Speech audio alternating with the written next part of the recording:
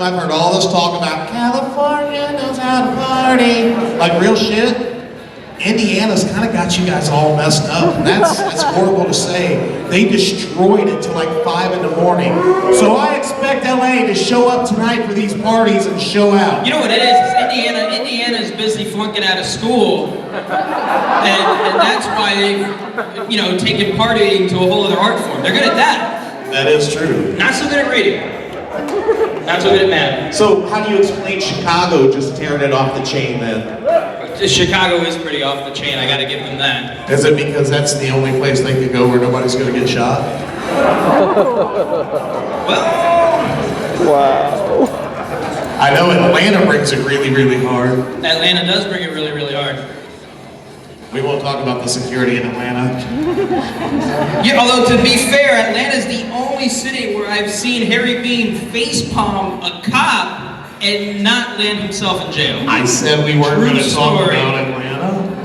No, but seriously, we're going to have a really awesome after party happening tonight at 9 p.m. sponsored by Batcave Club. They're going to have live performances. They're going to have a live freak show, live DJs. It's going to be a blast. We're going to go until 2 in the morning or until they kick us out and get tired of us. But come out, have a couple of drinks, socialize, make some friends.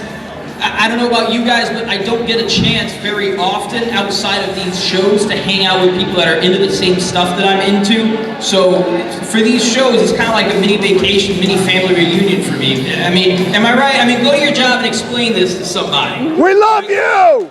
I went to this place this weekend, and Jason Voorhees was there, and there was some dudes with his head stuck in a fish tank. And we had Freddie, and people were walking around with all these big weapons and blood and gore, and I had a great time. I mean, tell that to your boss sometimes, and see if they don't give you a look like you're crazy. I mean, because honestly, how do you explain this to anybody? There you go, convert them. Bring them with. You got a point. Good to go? Hey guys, real quick, we've got a public service announcement. There is a couple with a small child who has lost a set of keys. And they can't get into the car to find the baby wipes because that's where the baby wipes are, is locked in the car. So if you happen to see a set of keys, some little baby's ass depends on it. Please turn them in up to the front desk. All right, ladies and gentlemen, we got our 3 winners. Elvira has to get one. And once again, to remind you, they were chosen on the grounds of creativity, whether it was an original character or whether it was a faithful representation or unique representation of an existing character. Craftsmanship, how well their costume looked in terms of being put together and worn well, and lastly, acting in character. How well does the character look like what they're trying to be? So, without further ado, here we go. In 3rd place, we've got Emmy, the Bride of Chucky, ladies and gentlemen. Give it up for Emmy. Haven't seen you one more time, Emmy.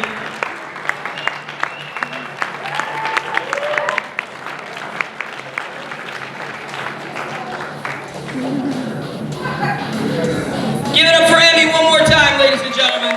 Hey, Emmy, when you threw down your fake cigarette, you burned a fake hole in the stage. You might have to give them back the prize money to finish the card. All right, Emmy, we're gonna have Emmy walk over here to the right. Give it up one more time for Emmy, ladies and gentlemen.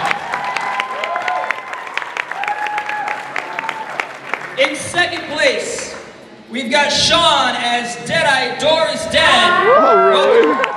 Welcome Sean back. Groovy. I'm gonna stand over here behind Jeremy. Let's see you one more time, Sean. Give it up for Sean.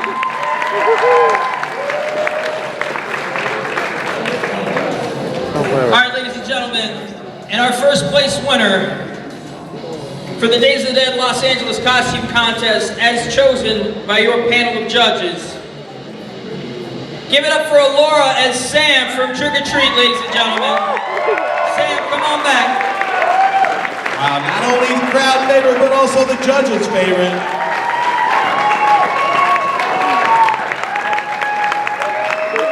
Ladies and gentlemen, give a round of applause to all of our costumers. We're going to bring them back one more time.